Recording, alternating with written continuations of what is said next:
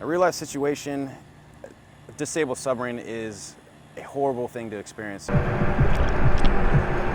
It'll be loss of lives everywhere. Your submarine's sinking. You cannot stay on that submarine any longer.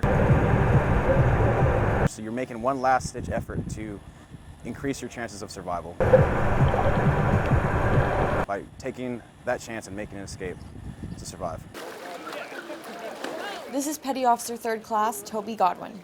He's a Navy diver, and in a real-life situation, he'd be the one rescuing the victims of a disabled submarine.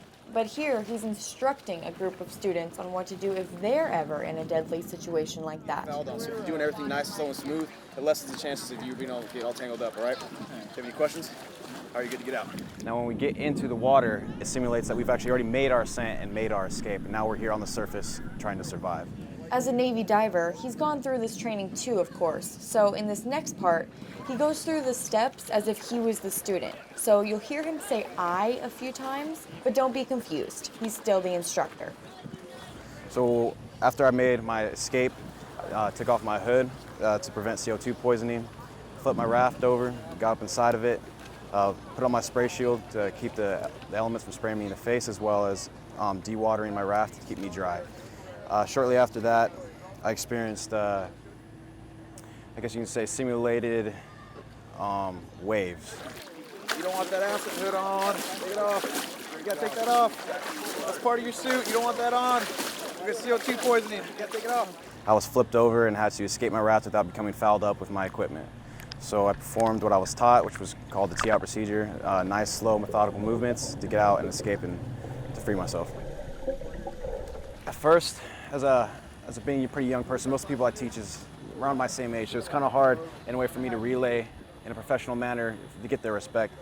But then I'm almost proud of it in a way that I get to teach something that hopefully will one day save their life, so they can look back and realize, like, hey, that guy helped me save my own life. So it feels pretty good.